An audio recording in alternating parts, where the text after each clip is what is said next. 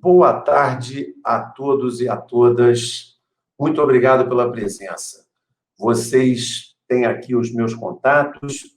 Fui convidado para essa breve fala. Vou falar em torno de 30 minutos e, se você não tiver a sua pergunta respondida, não é? Tiver com uma dúvida, use um desses meios e entre em contato comigo, tá ok? Eu vou adorar estar falando com vocês. A nossa palestra de hoje, nós vamos estar falando sobre três temas fundamentais: a pandemia, formação de professores, educação matemática crítica em tempos de pandemia. E, juntando isso tudo, questões de democratização de ensino e aprendizagem da matemática. Eu vou utilizar, meus colegas, a produção de vídeos, vista como uma tendência, dentro da tendência de tecnologias digitais, para a gente estar lidando com essas questões todas.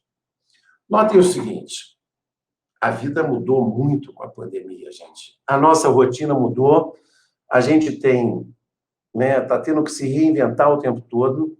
Não é? A minha antiga sala de jantar está aqui agora, é um escritório, vocês podem estar vendo aqui, e a gente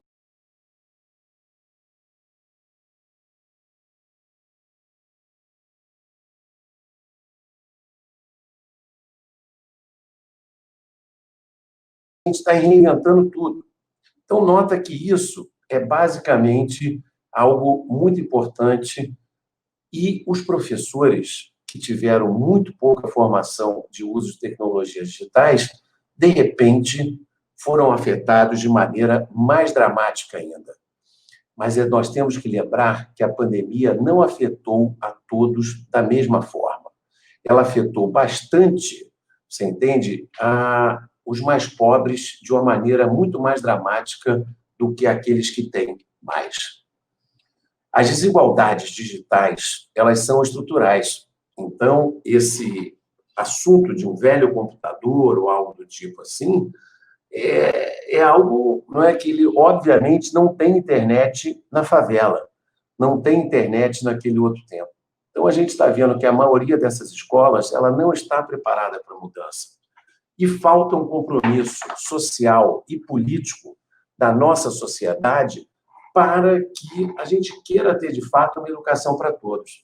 Se esse compromisso já não existia antes, em tempos de pandemia, ele ficou escancarado a questão da desigualdade social e da pobreza no país.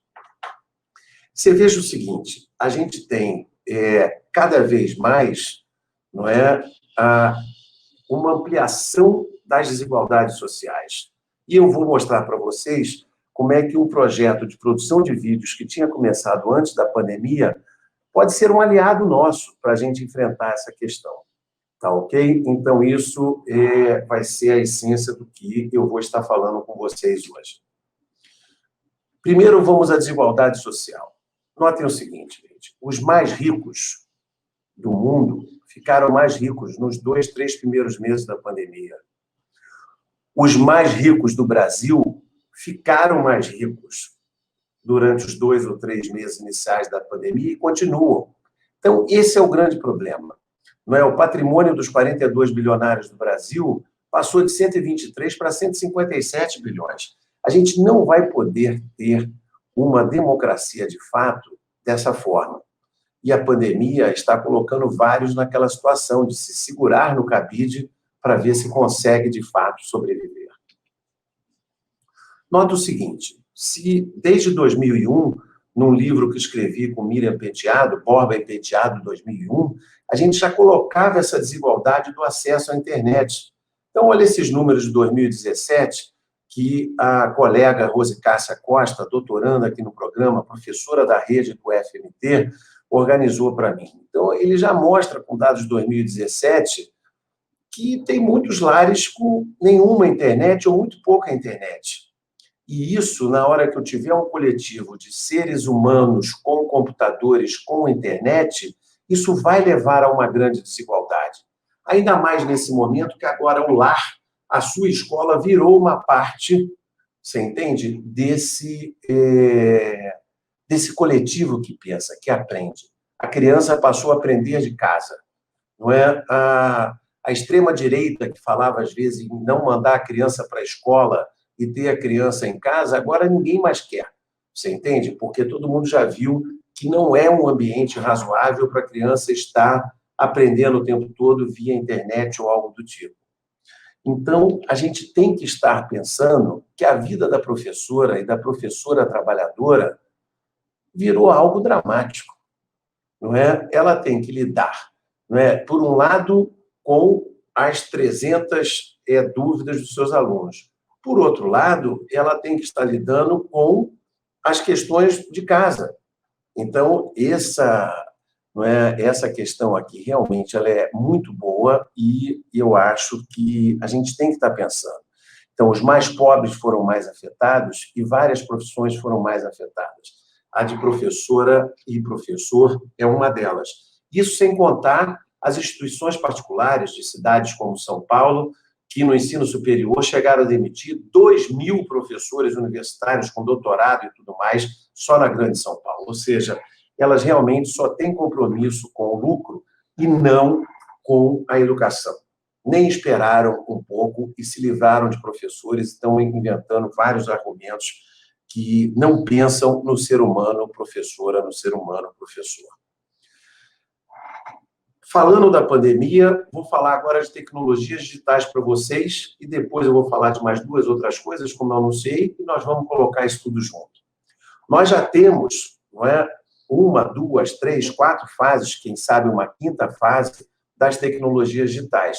Nesse livro, com Ricardo Scucubia, da Unesp de Rio Preto, e professor Jorge Gadanides, da Universidade de Western Ontario, no Canadá, nós escrevemos um pouco disso. Da primeira fase, a fase do logo, a segunda, aquela fase da popularização do computador e de softwares como o Cabri, depois a terceira fase, o surgimento da internet, e a 4ª fase, essa que a gente está com a internet de banda rápida. Vocês já pensaram, fazendo a primeira junção dos 2 temas, como seria a pandemia nesse momento se a gente não tivesse na 4ª fase? Como que o sentimento de solidão seria muito maior e como que as questões da educação e da educação matemática seriam bem mais problemáticas? Esse é um problema que eu convido você a pensar, entendeu? Vamos ver aqui. A 4ª fase permite, você entende, que autores como o que vos fala aqui, Marcelo Borba e vários outros, estejam reinventando Paulo Freire, que colocava essa ideia de que a comunicação verdadeira ela não pode estar na questão da transferência, do depósito bancário do Marcelo para outros. Ela tem que ter uma coparticipação no ato de compreender a significação do significado. E, nesse momento, essa significação ela se dá também através dos meios. Ela se dá também através da maneira como a gente pensa a forma como o educando se comunica, como que o estudante, o aluno, o educando se comunica. Ele tem que se comunicar com vídeos, entendeu? Porque o vídeo é a linguagem do século XXI, ela está usando esse celular aqui, não é, em que a gente pode ter, não é, eu estou fazendo um vídeo, etc., e tudo mais. Então, isso é importante, não é, da gente ter aqui um projeto que envolva vídeos. A gente tem, rapidamente, ainda falando um pouco mais sobre Paulo Freire, de que a gente tem que ter uma liberdade dentro dessa educação. E a gente acontece isso com efetividade e eficácia quando a gente convida as pessoas para se expressarem. E eles vão se expressar hoje como tendo, através da mídia deles, que é essa mídia do século XXI, a mídia do vídeo. Já falei sobre tecnologias digitais, sobre pandemia e educação matemática crítica. Eu vou utilizar esses 2 autores, não é, autores sul-brasileiros, Cosmose, dinamarquês, e que mora no Brasil há muito tempo, em que ele basicamente, não é, estão colocando, né, a gente precisa, não é, estar pensando de como fazer uma leitura crítica da matemática. A gente não pode deixar a matemática também nos enganar. Então, a gente tem que pensar de uma forma que a matemática seja vista de maneira crítica também. É essa a ideia central da educação matemática crítica. E uma maneira da gente ver é a gente pensar, por exemplo, sobre o grande problema da pandemia, que é ter um número suficiente de leitos, não é, para que as pessoas possam ficar, não é, as pessoas possam ser atendidas nos hospitais. Esse pequeno GIF, feito com auxílio da Juliana Stahl, outra doutoranda aqui, eu fiz o trabalho no GeoGebra, ela deu essa animada muito bacana, mostra, quer dizer, a sigmoide, a curva vermelha, você entende? Com um modelo mais ou menos de como que a gente pode se infectar, mas essa infecção pode ter uma curva mais íngreme, ou na medida que vai andando assim, eu tenho curvas menos inclinadas. E a curva azul é a taxa de variação. Se eu tiver curvas menos inclinadas, eu consigo que a curva azul tenha um topo menor e todo mundo caiba no hospital. Entendeu por que é importante ficar em casa? Isso vai ser fundamental que a gente passe a explicar função exponencial, sigmoides, que a gente tenha uma maneira, meus colegas, da gente pensar como que a gente pode ligar a matemática com a pandemia e com uma visão crítica. Uma colega do NUTES, do Centro de Saúde na UFRJ, fez uma pergunta muito interessante. Eu acho que é Elis com Z o nome dela, se não me engano. Será que as diversas curvas vermelhas aqui não seriam as diversas curvas de diversas comunidades no Brasil? É verdade. Então, eu posso pensar que a curva mais íngreme é aquela que não teve afastamento de quem mora na favela, em um local assim, sem condições de isolamento, e que as pessoas se infectaram muito rápido e que o próprio atendimento foi muito rápido. Os exemplos de Manaus e de Guayaquil, no Equador, talvez sejam os mais duros. Mas eu posso ter também, você entende, curvas mais íngremes, que aí a gente possa ligar o extrato social com a matemática para explicar isso. E, com esse exemplo, a gente também vê como que o professor Marcelo consegue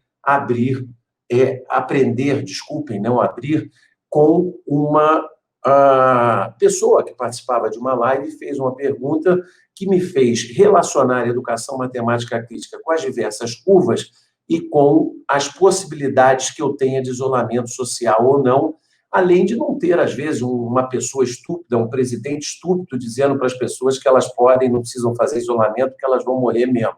Mas, tirando isso, a gente tem que acreditar na ciência e pensar nessa curva.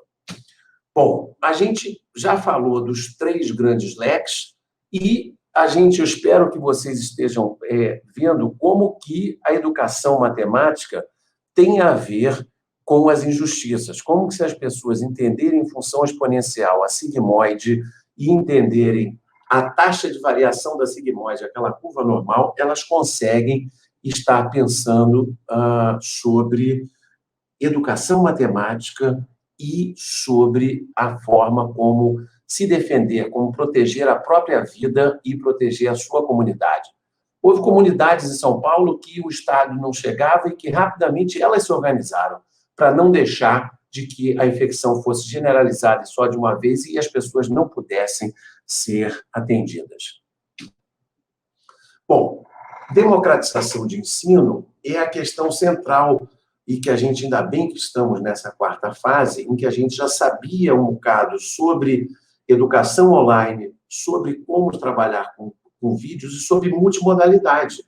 Então, a gente vê que agora eu posso pedir ao meu aluno para expressar sua matemática com vídeo e, dessa forma, eu consigo que ele leia livros. Ler livros é importante, eu estou lendo livro, leio o livro e tal, mas também que ele faça um vídeo como esse que eu estou gerando aqui no momento em que dou essa palestra virtual e que ele possa também estar chegando a essa 4ª fase. Tá? Eu pulei um aqui, você me desculpa. E para criar um pouco mais,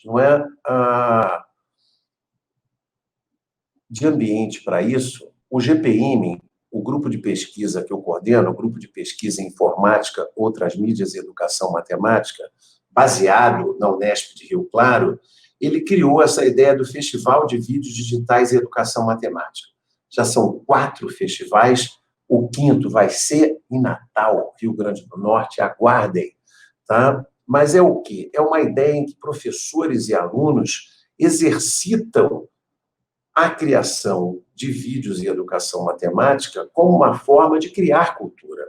A gente não tem que ser apenas transformado pela cultura, ainda mais quem está na universidade tem que criar cultura e a gente tem que estar com a ideia de pesquisa, ensino e extensão.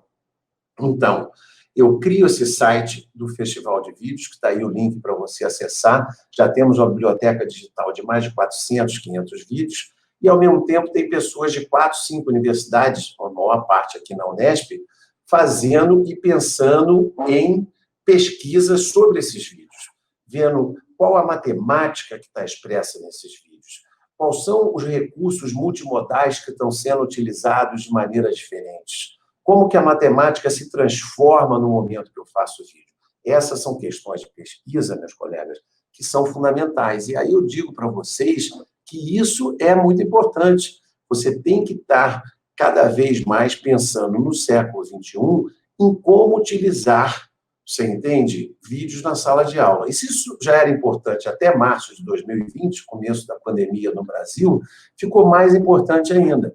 Porque se você está numa sala de aula em que a pessoa está em casa, ela pode, pelo menos, expressar a sua garrafa de vinho no seu vídeo, como vocês estão vendo aqui agora, ou a pobreza e tudo mais, e ela fazer parte das diferentes salas de aulas, das diferentes artefatos que são nossos lares, que estão agora participando da nossa aprendizagem de maneira intensa, porque os alunos, em geral, não saem de casa, os professores também não. E, inclusive, uns deles nem cortam muito o cabelo, como vocês podem ver, não é? De toda maneira, a gente criou os festivais de vídeo de uma maneira que a gente possa estar indo além e pensando em como os alunos expressam matemática através dos vídeos. Como que os professores usam os vídeos na seu próprio desenvolvimento profissional e como que eles estão utilizando agora, você entende? A nova categoria que foi criada especialmente para professores. Que categoria é essa, Marcelo?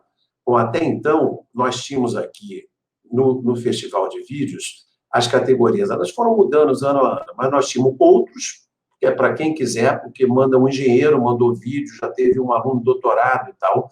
Nós temos a categoria para aqueles alunos que, sob supervisão de professores, mandam um vídeo que estão de 5º até o 9º ano. Nós temos também os alunos, a categoria ensino médio, para os alunos do ensino médio. Nós temos muito a ideia do licenciando em matemática, então já estamos aqui, não é? Se a gente pensar no foco como professores, já estamos tendo aqui esse professor em formação, e criamos uma nova categoria, a 5ª categoria, que chama Professores em Ação. Que categoria é essa? E essa que eu quero que vocês divulguem, né, para todos os professores e tudo mais, e tem a ver muito com o tema deste evento, que é a gente pensar em que um professor, agora para o 5º festival, submeta um vídeo que faça um reuso dos vídeos dos 4 primeiros festivais.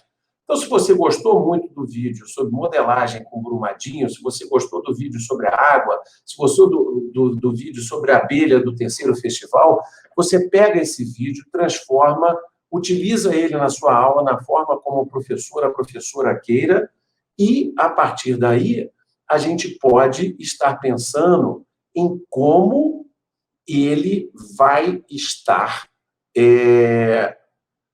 gerando um novo vídeo que esse professor, essa professora vai desenvolver. Aí você submete ele até abril do ano que vem, em agosto participa do festival. Até abril, maio, as inscrições vão estar abertas. Tá ok? Então, eu espero que tenha ficado, desculpa, claro para vocês essa categoria. Tá? Eu diria para vocês que, então, nessa palestra que eu coloquei para vocês de 20 e poucos minutos, a gente está falando em formação de professores, educação libertadora, educação matemática, matemática crítica, produção de vídeos e democracia. Nós começamos falando sobre a pandemia, nós falamos sobre a questão das tecnologias digitais, como é que elas tiveram 4 fases, nós falamos da matemática crítica, da educação matemática crítica, talvez estivesse melhor nesse slide, de uma maneira que eu possa estar ligando o ensino de matemática, a educação matemática, a uma crítica da desigualdade social que temos no nosso país. Então, isso tem que estar embrenhado no currículo. E a gente faz isso inspirado na ideia de educação libertadora, de uma educação não bancária, mas dialógica do nosso mestre Paulo Freire, mas também em autores como Pierre Lévy, o filósofo francês, que fala muito da inteligência coletiva, em que eu sei uma parte, meu aluno sabe outra, a Rose Cássia, que me ajudou aqui, sabe uma parte, a Juliana, que me ajudou aqui, sabe outra parte, e a gente vai se ajudando e gerando cultura junto. E, juntando isso tudo, a gente está tendo vídeos sendo gerados por alunos, por professores, vários deles com conteúdos de educação matemática crítica, ou seja, trabalhando essa questão, mas não só, trabalhando outras questões, tem outros com meio ambiente, não é? O vídeo, ele é uma mídia perfeita para participar de um coletivo de seres humanos com mídias e expressar interdisciplinaridade, porque ele é naturalmente, eu estou dando uma palestra aqui sobre educação matemática, vocês estão vendo o birimbau ao fundo, eu posso falar de cultura baiana, eu estou aqui em Rio Claro, São Paulo, mas eu tenho várias questões no vídeo que eu hoje resolvi não mostrar aqui para vocês. Mas eu convido vocês a irem ao site do festival, estava aí colocado tanto no slide que eu estou passando, mas também esse PowerPoint pode ser compartilhado com vocês. Tá ok? Bom, o novo normal. Nós podemos esperar de um mundo pós-coronavírus. Olha, é muito pouca coisa o que a gente pode estar esperando, entendeu? O que eu queria estar falando para vocês era que a gente tem que estar pensando na solidariedade que a gente exerceu e, nesse momento, ver se a gente consegue um mundo com um pouco mais de solidariedade que reconheça que se a desigualdade social já era um problema imenso antes da pandemia, agora a gente vai precisar muito da educação matemática com tecnologias digitais, da educação matemática com educação matemática crítica, que ligue os problemas de matemática à desigualdade, que use a função exponencial que a gente aprende para entender a pandemia, por que é importante ficar em casa e como que a pirâmide, às vezes, ela cresce exponencialmente dos mais ricos e dos mais pobres no país. Que a gente use o construto seres humanos com mídias de uma maneira também radical, que vá até a raiz. Ou seja, que a gente pense bastante de que as mídias são parte do conhecimento, que as mídias são parte de quem a gente conhece. Se eu tenho GeoGebra, eu penso matemática de uma forma, se eu tenho vídeos, eu penso de outra, lápis e papel, combinação disso tudo. E agora, além das mídias, eu tenho os outros artefatos. A minha casa, vocês estão vendo, uma casa confortável, um cômodo único para eu estar trabalhando e tal. Essa não é a realidade da maioria das crianças. A gente está tendo, certamente, muita gente trabalhando, muita gente estudando, como aquela foto do slide da professora com 30 coisas acontecendo ao mesmo tempo e as pessoas sem condições de estudar, de aprender direito. Isso vai ter que ser levado em conta na avaliação. Avaliações diferentes para condições diferentes, para pessoas que saíram de patamares diferentes. E, para isso, o vídeo, a maneira de você expressar o que você aprendeu durante 2 meses, durante 6 meses, durante um ano, pode ser uma maneira interessante de você se comunicar com o seu aluno, meu colega professor que está me ouvindo, meu colega professor em formação que está me ouvindo, meu colega educador matemático, meu colega brasileiro, eu adoro o Brasil, meu colega de fora do país que esteja aqui me ouvindo, da América Latina ou do resto do mundo, de Portugal, da Espanha e tal. Um grande abraço a todos. Claro que sí, muchas gracias, doctor Marcelo. Infinitas gracias le damos porque realmente está compartiendo este espacio con nosotros. En este momento, pues nuestros moderadores, en este caso mi persona y el profe José Solórzano, estábamos recibiendo las preguntas. El profe José va a continuar ahora con la sesión de preguntas, profe Marcelo. Muchas gracias. Bom dia, Marcelo. Tudo bem? Bom dia, José. Saludo, prazer em vê-lo. Há tanto tempo, José ha estudado aqui em Rio Claro por 2 anos e quer voltar mais uma vez. Pero Eu quero. Prazer, sim, é um prazer vê-lo tão bem assim. Estou vendo que está comendo muita tortilha. Sim, está bem. Está bem. Bom, Marcelo, para mim também é um prazer muito grande contar com tua presença aqui em nosso evento, que você prestigie com teu conhecimento, toda tua pesquisa. Então, é assim, estamos só esperando algumas perguntas. Mas só para esquentar um pouquinho, eu quero que você nos fale aquela relação que você faz entre a educação libertadora, a transformação, a educação para a transformação de olhar de Freire, e como a educação matemática, como a tecnologia digitais podem fornecer esse processo de transformação. Muchas gracias, José. Sí, yo estoy a intentar hablar portuñol. José habla en portugués para que toda la gente no comprenda nada do portugués de José. José, gostaria de dizer em espanhol para que a pessoa pueda entender? Con certeza, muy claro. La idea para poder entender cuál es la pregunta a todos los asistentes es la siguiente. El profesor Marcelo hace una apreciación interesante, una relación entre la pedagogía libertadora, la educación para la transformación desde el punto de vista planteado por Paulo Freire. La pregunta está enfocada en cómo la educación matemática, haciendo uso de las tecnologías digitales, realmente fortalecen ese proceso de transformación, de educación para la transformación. Muchas gracias, José. La gente agora, se não compreende algo do que estou a dizer, levanta a mão e José pode fazer a tradução, porque o português de José é muito bueno e nós temos falado sobre futebol, sobre tudo, muitas vezes sobre as matemáticas também. Eu creio, José, que o exemplo que há mostrado de GeoGebra, com a sigmoide, com a derivada da curva normal, é uma maneira que podemos incentivar a educação matemática crítica. Porque se mira na parte esquerda, se tem uma álgebra que não é tão tranquila de compreender e que vai afastar a muita gente. Pero quando se tem GIF animado como aquele que há mostrado, se pode ver as diferentes curvas sigmoides e como aplanar a curva. Então, eu creio que neste momento o GeoGebra, junto com Marcelo, estão permitindo que mais gente compreenda uma matemática voltada para um problema. E isto, a álgebra, muitas vezes, não é o melhor caminho para iniciar, ainda mais a álgebra de la sigmoide, sim, que tem expoentes negativos e tem funções racionais, é muito complicado para muita gente.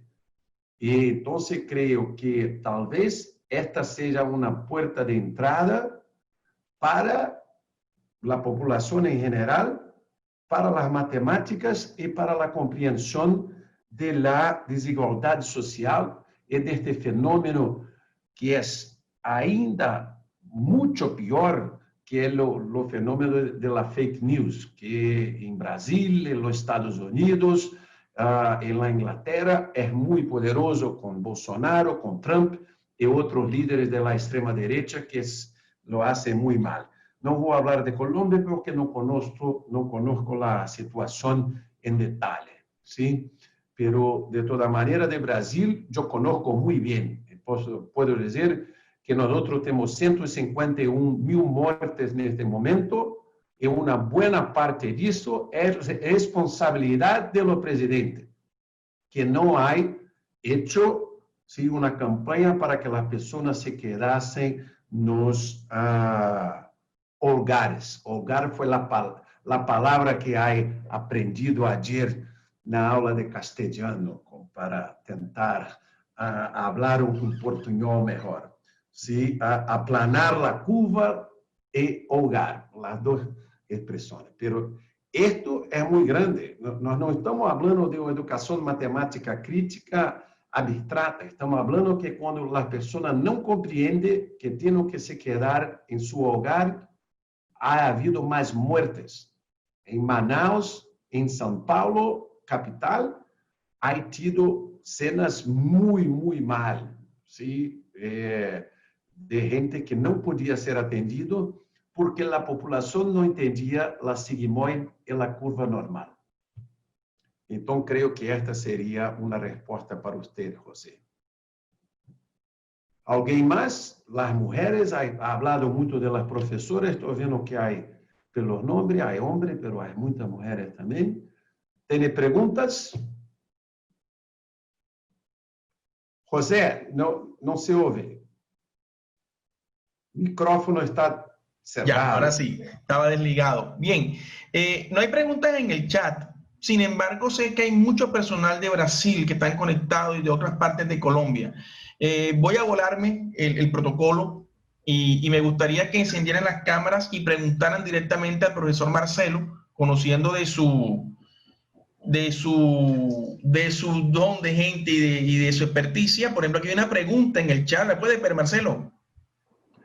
Pregunta Marco Paulo. Marco, si quieres, si tienes posibilidad de abrir el micrófono, ábrelo y coméntanos tu pregunta y así pues compartimos un poco con las personas que están aquí, le damos un poco de calidez y personalidad a esta sección. Olá, bom dia a todos. Buenos dias. Marco Paulo, e depois habla despacio e depois José hace a tradução. Sí. Voy a hablar en portugués, entonces. Bom dia a todos. Parabéns aí, Marcelo, mais uma pela apresentação, né? A pergunta que eu coloquei aqui, eu vou ler a pergunta, já está no chat, é o seguinte. Este ano, muitos professores se viram obrigados a ter que usar uma plataforma, elaborar, editar vídeo e tudo mais.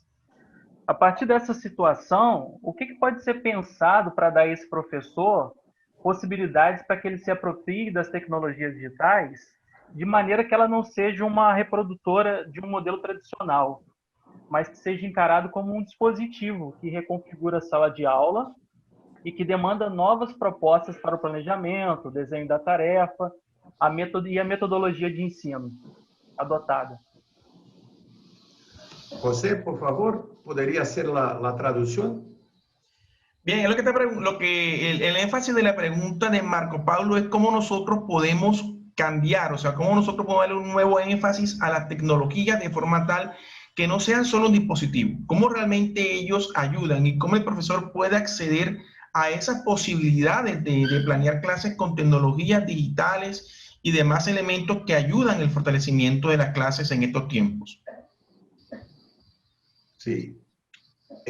Muchas gracias, Marco Paulo, por su pregunta, porque me dará la oportunidad de trabajar en otras lives. Si la gente va al canal de YouTube de GPM, tiene otras lives y van a ver que yo creo que, en particular, para aquellos profesores que están interesados en hacer una maestría y un doctoramiento, es fundamental que se desarrolle a fundo una visión teórica de las tecnologías digitales.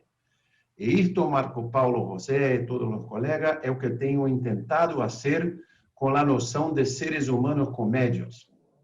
Con esta noção, quero dizer que os médios não são algo exterior, algo que estão lejos daquele que só pensa com a cabeça. Não. Nós outros que produzimos conhecimento, produzimos sempre com um médio, com o vídeo, com o GeoGebra, e quando estamos aqui a fazer uma demonstração, é cálculo de la integral, o que seja, estamos sempre com uma média, com uma extensão de memória distinta. Então, o que Marco Paulo nos pede é que nós não utilizemos as tecnologias novas de maneira que utilizamos as tecnologias antigas, que é o que nós temos chamado de domesticar as tecnologias, como um perro, que você pega um perro selvagem e se põe ele para ficar assim, tranquilo e não se cambia nada. Então, nós temos agora 20 anos, Marcelo tem, de investigação em educação em linha. E temos isto, e temos que estar a utilizar isto no salão remoto. Senão, o que vai acontecer é que Marcelo vai filmar Marcelo em la pizarra, simplesmente escrevendo algo e fazendo algo assim. E isto será lo mal. A cena de los chicos que temos em Brasil, que com uma hora se vão a dormir, completamente aburrido, com uma aula, com uma ensinança que já era um problema presencialmente. E em linha, muito pior. E se está em casa com a roupa de dormir, mirando, aí que se dorme de uma vez. ¿Sí? Então, tu pergunta é muito importante, Marco, lo agradeço. Creio que se nós pensamos que aquele que produz conhecimento é aquele que aprende, aprendizagem e produção de conhecimento estão juntos, ele sempre conhece com uma média, com um meio de comunicação, no computador, o GeoGebra, a educação em linha, a combinação deles todo, também com lápis e papel, anotando e fazendo algo assim todo o tempo. Aqui está as anotações da aula de espanhol de ayer, para que hoje pudesse me recordar de aplanar a curva. Isto é o que? A extensão de memória. Nós sempre hacemos isto. Dificilmente, numa demonstração em matemática, nós não utilizamos essa extensão, que seria um passo, 2 passos, 3 passos, 4 passos. Então, isto é muito importante. E uma outra visão, Marco Paulo, é que se nós pensamos em seres humanos com médios como conhecimento que aprende, como a unidade que aprende, nós podemos ver que é mais importante que para uma educação democrática nós tenhamos vamos ver aqui, hogares, dulce hogares para todo, que nós tenhamos dulce hogares de maneira democrática, porque agora o hogar é parte do que conhece. Se eu tenho, agora se quedou calor, eu fui e melhorei a temperatura. E agora eu vou terminar aqui, eu vou poder ir para allá, e há árvores do lado de fora de minha casa. Pero isto não é a realidade para a maioria dos 7 bilhões de habitantes do mundo. E certamente não é para os 220 milhões de brasileiros. Então, assim, estou aqui, espero que haya respondido a pergunta, Marco Paulo. Muchas gracias mais uma vez. Bueno, muchas gracias, profesor Marcelo. ¿Alguien más tiene alguna pregunta? Estamos aquí en este espacio académico precisamente para eso, responder, hablar sobre la situación, cómo la educación matemática se adapta con esta cantidad de metodologías que pueden estar con esta tecnología. El profesor Marcelo, pues, hoy me sentí muy grato, profe, cuando la conferencia de la doctora Artigué mencionó varios de tus trabajos como referentes sobre lo que se viene trabajando y viene haciendo. También quería comentarte que aquí algunos estudiantes han tomado referentes tuyos para investigaciones, lo que aquí llamamos trabajo de grado, que ya se llaman trabajo de conclusión de curso. O sea, digamos que estás teniendo un impacto y realmente nos gustaría pues que estas personas que están presentes aquí el día de hoy asistiendo, que han tomado su tiempo con el interés, pues también puedan aprovechar el espacio de hablar contigo. No sé, Rocío, Santiago, está Tayana Sousa también por aquí, está Doria, Jan, no sé, alguien. Vamos a conversar, vamos a conversar una conversadinha bien interesante. Eu creio, muchas gracias, José. Por favor, depois me envie a apresentação de Michel Artigue, por favor. sim, para que possa desfrutar um pouco. Estou tentando mirar, mas está difícil de acompanhar toda a agenda. E aqui eu pongo os links que são importantes do Facebook, e principalmente o link do festival, para aqueles que querem compreender um pouco mais esta relação de educação matemática e educação matemática crítica. Os finalistas do terceiro festival, há muitos chicos de 12, 13 anos que estão pensando em desigualdade social muito grande. E como nos diz aqui a Rosita, a pandemia sem dúvida ha permitido haver a desigualdade social, sobretudo em âmbito educativo. Sim, e ha permitido também, ha deixado, como se diz, José, nudo, sim, sem roupa, sim, Desnudo. a desigualdade. Como? Desnudo. Desnudo, sim, ha deixado desnudo a desigualdade social, porque a pessoa não se encontra mais na escola. Assim, quando você mostra seu lugar, você tem aquela uma casa imensa, muito grande e tudo mais. De Marcelo, uma casa buena. E de muitos dos alunos, uma casa que é pobre. Então, nós agora temos como parte da identidade, não somente o celular que usamos, mas a casa que nós mostramos e quando estamos nos comunicando com a gente. Sim. Hay Una pregunta de Alberto Mario. Alberto Mario Támara Yeneris, él es un estudiante de nuestro programa de licenciatura en matemáticas. Él nos habla de, ¿es más fácil enseñar una clase de matemáticas a través de estos medios o es más complicado, aunque existan muchas herramientas? Excelente pergunta, Alberto. Eu lo diria muitas vezes, se você vai ler os livros e artigos que há escrito, vão ver que muitas vezes, a maioria das vezes, eu não digo, este é melhor do que aquele. Eu digo que há uma transformação. Porque, por exemplo, quando você tem GeoGebra, tem exatamente o exemplo do que tu está a dizer, porque GeoGebra, todo mês, tem câmbio muito grande. Então, o maestro quase que se queda louco, porque tem que aprender todo. E se seu aluno pega uma versão que é distinta da sua, já tem realidade aumentada, já tem isto, já tem aquilo, e quando vai ver, tem algo distinto. Então, neste sentido, é muito mais complicado. E os professores têm que ter uma postura que seria muito distinta de estar a dizer algo como, eu não sei, poderia me explicar como se usa isto da realidade aumentada, isto todo o tempo. Quando nós tínhamos, se pensamos num sistema tradicional, o professor poderia basicamente ler o PowerPoint. Sim, pode haver que dos 20 PowerPoint que tive aqui, eu li 2. Porque se estou a ler o PowerPoint, para que estou a falar? Eu tenho que usar aquilo como algo multimídia, que estou falando algo e aquele complementa. E me refiro a um desenho, dibujo, não. Enfim, me refiro a algo que tenha, que aparece naquele momento e aí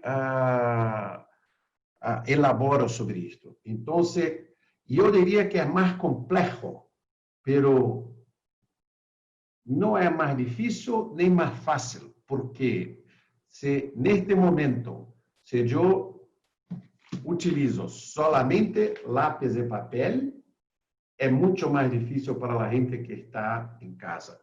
Por outro lado, se utilizo GeoGebra e ambientes como Zoom, ou Meet, ou tudo mais, todos eles são distintos e tem que aprender.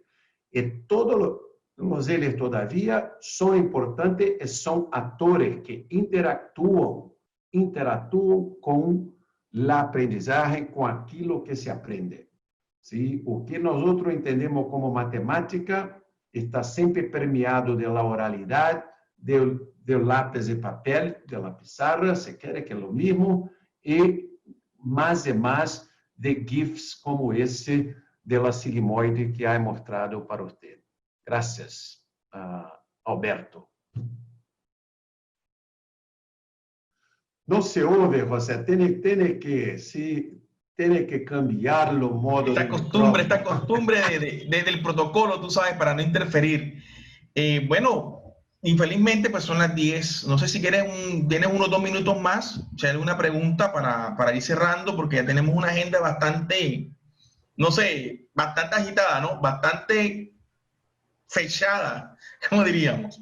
¿Hay alguna pregunta? Por ahí veo a Rosita, no sé, algún otro compañero. Sí, Claro que sí, quería, Cari. Claro que sí. quiero hacer una consulta yo. Buenos días. Bueno, ¿quién? ¿Quién va, Rosita o va Tani? Un poco Buenos más días. alto, por favor. Buenos días, doctor. ¿Cómo está? Agora ¿Me escucha? está hablando Tanit. Buenos días, Tanit. Doctor, más que una pregunta es agradecerle pues como por el espacio. Yo soy docente en un municipio del departamento de Antioquia, pertenezco al grupo de UMAS con el profesor Carlos Mario Jaramillo. Aquí muy identificada con el tema de la capacitación porque tenemos en nuestra población mucha desigualdad social, ¿cierto? La mayoría no tienen acceso ni a internet ni a medios virtuales para el trabajo y ha sido un poco complejo.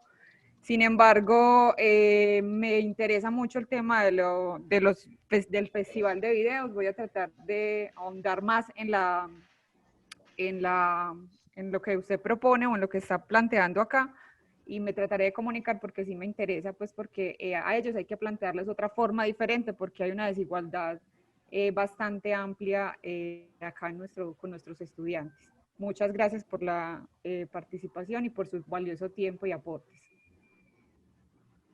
Eu que agradeço de estar aqui. Por favor, envie um saludo a Carlos Mário e a toda a gente da Universidade de Antioquia e também da Universidade de Medellín. E me ha olvidado o nome da outra, de Pedro Vicente.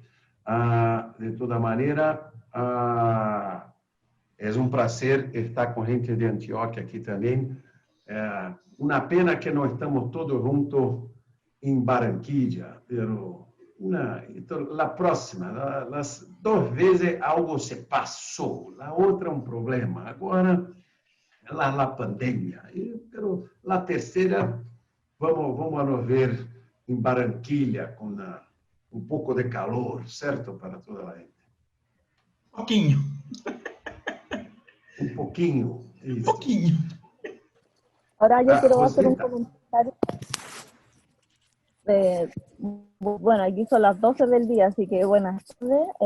Yo estoy desde Chile, soy de la Universidad Católica de Valparaíso, soy estudiante de Magíster, terminando yo, y la verdad que me pareció bastante interesante la ponencia de ahora, porque es súper parecido a la realidad que tiene Chile y en especial a la realidad en el colegio donde yo estoy trabajando. Una desigualdad social, pero brutal. O sea, es demasiado lo que se nota, y con este tema de la pandemia, como yo comentaba delante en el chat, sale a la luz, o sea, se vislumbra mucho más la desigualdad social, sobre todo en el aspecto educativo, porque en las sociedades vulnerables o en los grupos sociales más vulnerables, generalmente no tienen ese acceso a internet y a la educación que tienen los que no lo son.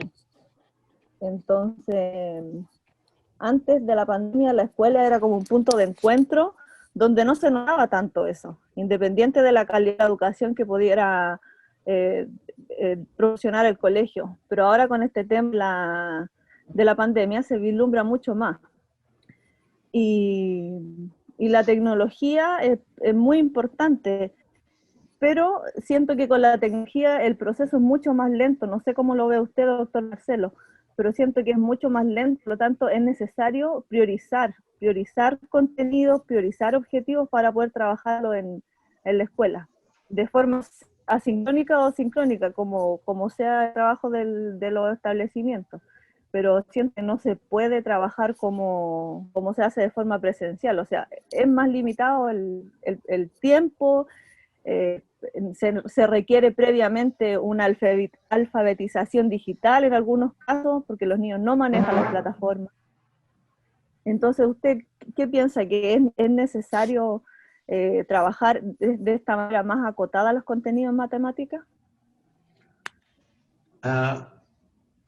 Rosita, saludos a Chile, saludos para toda a gente de Chile. Se tu conoces Janete, envia saludo especial, Janete Galeguidios, professora da Católica de Chile também, que ha hecho doutorado aqui comigo em Rio Claro. Sua pergunta é muito importante e tem duas partes. A última, vou começar por la parte final, que é a parte desse, nós outros temos que ensinar menos ou mais. Eu creio que tem razão, temos que ensinar conteúdos com menos espaço. A gente não le gusta de ver vídeo com 10 minutos, muito tempo. 8 minutos, no primeiro festival de vídeos, nós outros tivemos tempo mais grande, 8 minutos, bajamos para 6. Então, como comunicar uma ideia importante das matemáticas, em particular, em 6 minutos? Não é fácil. Não é nada fácil, e por isso eu creio que o Festival de Vídeo é uma ideia democrática em vários sentidos, mas temos que criar esta cultura para que nós aprendamos. Mira, eu, em geral, na universidade, introduzo a noção de derivada com GeoGebra. E dou atividade com os alunos, algo de 4 ou 5 horas, em 2 aulas. Pero, se tenho que fazer isto com vídeo, como fazer isto com 6, 8 minutos? Então, tem que se cambiar tudo. Tem que pedir que os alunos investiguem, que os alunos estejam no seu tempo. Toda a gente que aqui está gosta de ter o tempo da internet. Estava a mirar Marcelo, a potência de Marcelo, e muitas vezes estava no WhatsApp também, fazendo algo distinto. Então, nós temos que pensar que o aluno que está em casa, temos que pedir a ele também. Poderia ser vídeo que nos permitisse a ver o que tu compreende de derivada. E aí a pessoa, pero como? Você digita na internet, pero aqui se quiser, aqui tem site que pode ver algo. Muito mais do que eu a dizer o tempo todo. E aí temos que ter problema interessante quanto este espero que tenha sido interessante, o GIF, com as diferentes sigmoides e a diferente curva normal como sua derivada, e perguntando, se tu vives em Valparaíso, a que populações eu posso associar as diferentes curvas rojas? ¿Sí? Aonde que houve maior contágio, ¿sí, do coronavírus e aonde menos? Aonde teve problema de enfermidade, ¿sí, mais grande ou mais pequeno? E podemos, com isso, estar a pensar e discutir matemática profunda. Então, eu creio que temos que ensinar menos tópicos e temos que conectá-los com a vida de maneira muito mais intensa, como lo hace a internet, aqui representada por este celular, ¿sí? Com a foto de Frida ao final. Pero, de toda maneira, temos aqui que pensar a primeira parte de sua pergunta também. É que a desigualdade social está desnuda e isto nos permite consolidar uma visão epistemológica que aqueles que não conhecem solamente como ser piagetiano. Eles conhecem, são sociais, como diz Vygotsky, pero os artefatos não estão afuera, não são algo distinto. Os artefatos como o GeoGebra, a internet, o celular, tudo que está aqui e que está nesta pantalla mais grande que tenho aqui, eles são muito importantes na maneira que Marcelo conhece, junto com José, com Rosita, Marco Paulo e outros. Pero também os artefatos não computacionais, como os hogares de todas as pessoas. Los hogares se ha tornado el artefacto tal vez más importante, impregnado de emociones, impregnado de humanidad, y también pasan a impregnar los humanos na maneira como los são para conocer. É esta dialética que é fundamental entre artefato e humanos. É esta maneira de pensar que nós outros conhecemos com seres humanos, comédias, sempre desta maneira. E aí, esta visão epistemológica nos permite sempre deixar desnudo agora também a desigualdade social, os hogares que os outros temem. O dulce hogar é hogar que talvez não esteja tão dulce, sim? Com 8 pessoas vivendo solamente nesta sala que aqui estou, sim? Com 4 camas e tendo que fazer tudo simplesmente num ambiente solamente com poucos metros quadrados. Então, agradeço mais uma vez e agradeço a audiência de Chile e um saludo para toda a gente de Chile. Muchas gracias. Encantado que termine su maestría, que toda la gente que se quiere, después se necesita de más artículos o algo, solamente enviar un correo. Ahí prefiero que sea pelo correo y ya está allá, pero no hay por qué no sé por aquí. Y también quien quiera los PowerPoint o algo así, ¿está bien? Espero que la situación mejore, que todos ustedes vengan aquí a Río Claro. Prometo churrasco para quien viajar de Colombia o de Chile, sin problema. Y después cuando voy a Chile o a Colombia, ahí nos vemos, bebemos una tequila. Y sí, en Colombia tiene que ter rumba, senão no voy a Colombia. Sí. Bueno, profesor Marcelo, un verdadero placer. Ya toca cerrar la sala para ir a otra conferencia en la cual estamos moderando. Claro. Muchas gracias. Siempre estamos eternamente con usted agradecidos por su gentileza, por su disposición, por todo lo que hemos aprendido el día de hoy usted, y realmente dan ganas de tomar un avión e irse a hacer el doctorado a Río Claro con usted en la parte de tecnologías, en educación matemática y educación matemática crítica. Muy interesante, muy enriquecedor. Muchas gracias a todos los asistentes. Sí, ya es tarde en Brasil, disculpa, boa tarde, ¿verdad? Ya es hora de pegar almoço, na verdade, un feijão. Estoy con mucha nostalgia de una feijoada así, de aquella que venden ahí. Arroz com frijoles, sí, não tortillas, pero sí, já estamos no almuerzo. Sí, un saludo a todos, espero que tenha contribuído para la idea y depois, José, se estas ponencias vão estar num sítio, eu permito, então não há problema. Depois nós falamos, tá bem? Un abrazo para toda la gente. Un abrazo. Fique bien. Muchas gracias a todos por su asistencia, por sus preguntas, y estamos en contacto. Que sigan disfrutando de todas las ponencias que tenemos en el EIEN 5 desde Barranquilla, Colombia. Un cálido y afectuoso abrazo.